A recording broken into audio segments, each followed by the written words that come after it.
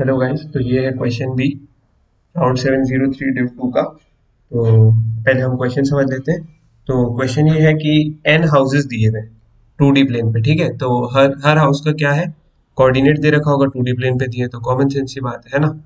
तो हर एक का कोऑर्डिनेट दिया हुआ है, एन ऐसे हाउसेस है। तो अभी हमको क्या करना है, कोई मेयर है सिटी का, उसने बोला है कि यार ईस्टर्न एग्जीबिशन की बिल्डिंग लगानी है। तो कहीं ऐसी जगह लगाओ कि सब सब सब जो भी जितने भी घर है सबके पास पड़े। अच्छा, ठीक है। तो उसने बोला यार पास मतलब डिस्टेंस कैसे क्या कैलकुलेट करना है। तो डिस्टेंस का उसने बताया कि यार ऐसे कैलकुलेट करना डिस्टेंस, ठीक है। ऐसे हर घर का डिस्टेंस कैलकुलेट करना किससे, एग्जीबिशन बिल्डिंग से। और उसको उसकी मिनिमम वैल्यू बतानी, तुमको तुमको मिनिमाइज करना है, ठीक है। और ऐसे पॉइंट्स बताने जहां पे वो मिनिमम हो, वैसे पॉइंट्स लाके मुझे दे दो।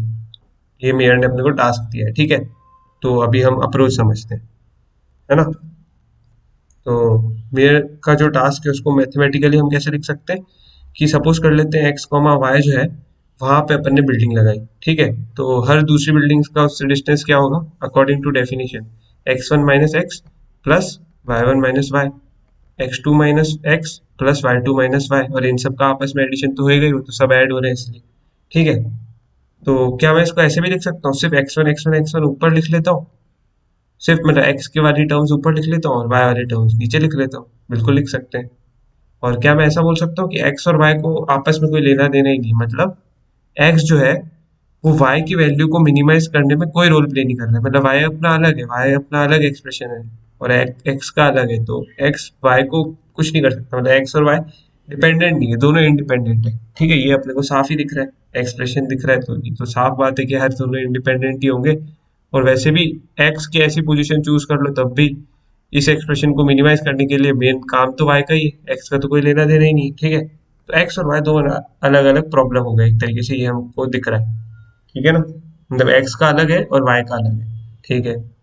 अब मैं बोल रहा हूँ ये अगर कोई दे रखा हो ऐसा expression, x1 - x plus x2 - x, और अपने को x चूज करना हो ऐसा कि ये एक्सप्रेशन मिनिमम हो जाए, तो ऐसा कब होगा, जब x जो है वो मीडियन सेलेक्ट कर लो आप लोग। ये बेस्ट मतलब यही वो केस है जब अपन x को मीडियन चूज करेंगे, तभी ये जो फंक्शन है इसका मिनिमम आएगा। तो वैसे ही y का भी आप बोलोगे हाँ सेम ही है, तो इसका भी सेम कर दो। तो x और y क्या हो गए, दोनों मीडियन हो गए। किसका, x वाले जो कोऑर्डिनेट्स दे रखे हैं हाउस के सारे, उनको सॉर्ट करके उनका मीडियन निकाल लेंगे, और y वाले जो दे रखे हैं उनका निकाल लेंगे। तो ये दोनों होने चाहिए आंसर, ठीक है। अब कोई अगर ये पूछे यार मीडियन कैसे भाई, ऐसे कैसे कह रहे हो यार मीडियन होगा, किसी किसी को भरोसा नहीं होता है। सही बात है, नहीं होना चाहिए, ठीक है।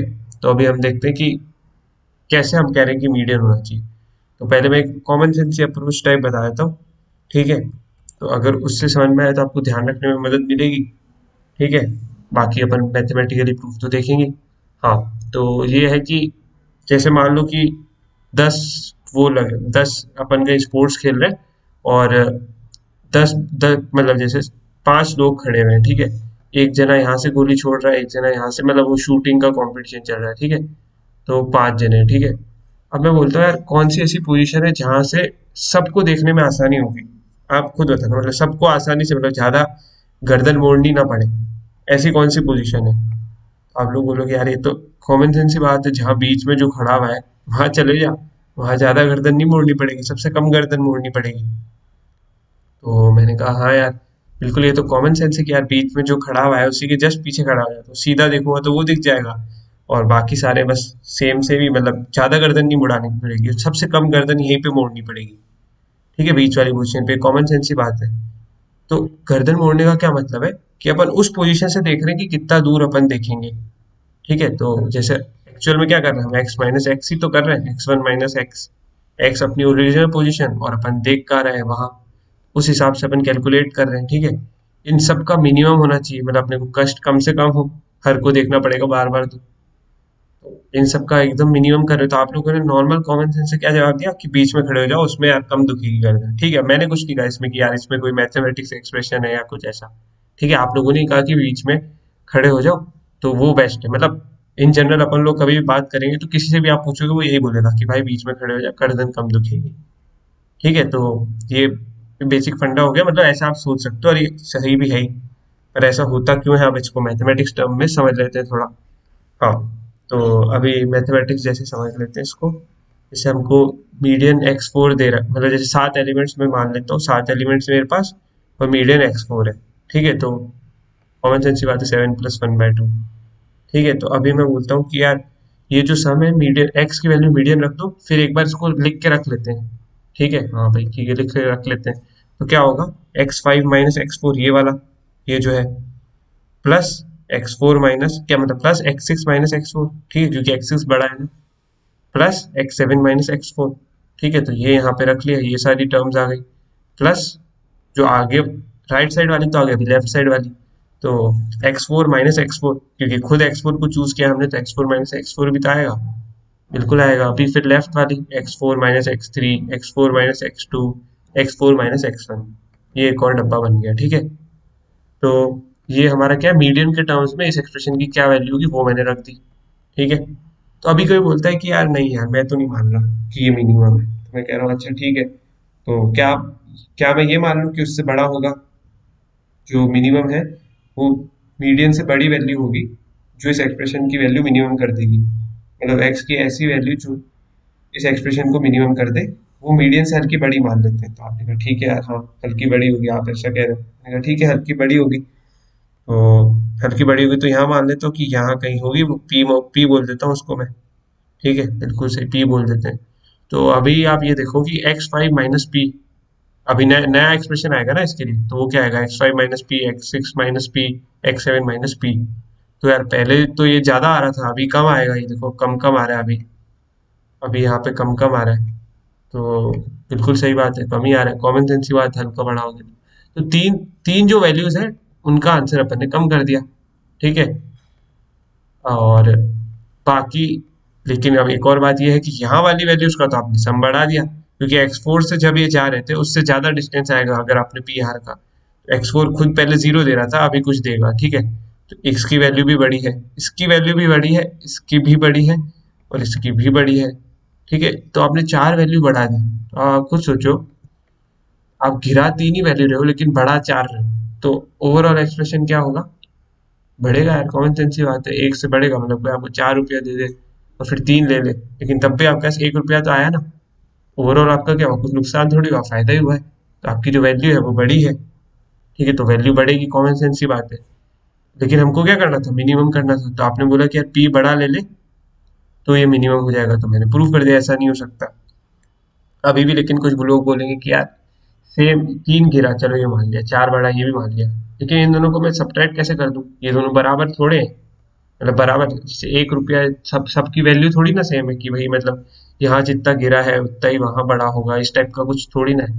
तो मैं सब इसको प्रूव कर लेता हूँ और मैथमेटिकली। ठीक है, तो अभी मैं प्रूव कर लेता हूँ। तो यहाँ पे आप देख लेते हैं, प्रूफ देख लेते हैं इसका। ठीक है, तो अभी मैं बोल देता हूँ कि यार जो पी है ना, पी को मैं क्या ऐसे लिख सकता हूँ, x4 + k, क्योंकि आपने बोला है कि मीडियन से बड़ा होना चाहिए, तो मैंने बोल दिया कि यार आपने बोला एक बड़ा होना चाहिए, दो बड़ा होना चाहिए, तो मैंने एक के डाल दिया, कितना भी आपके हिसाब का के डाल दिया। ठीक है, तो पी की वैल्यू मैंने x4 + k लिख ली।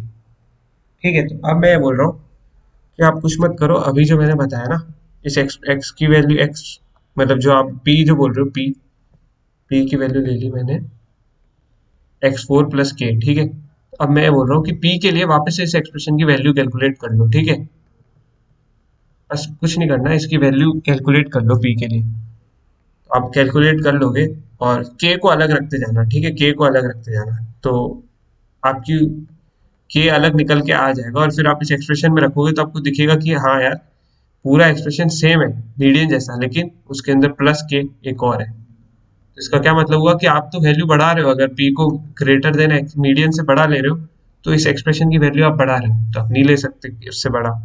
तो वैसे ही ये सेम टू सेम आप केस टू के लिए कर लेना कि भाई यार पी को छोटा लेके देख लेते हैं।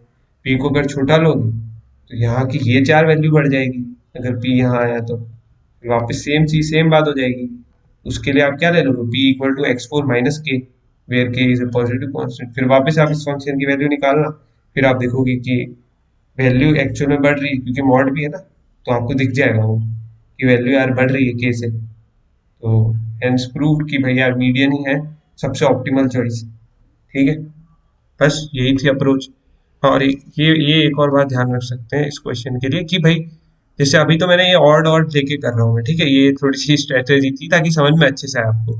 अभी मैं बोलता हूँ कि यार नहीं, इवन नंबर ऑफ एलिमेंट्स है, ठीक है, अगर इवन नंबर ऑफ एलिमेंट्स है ना, तो दो मीडियन होते हैं अपने पास, ठीक है, दो मीडियन होते हैं।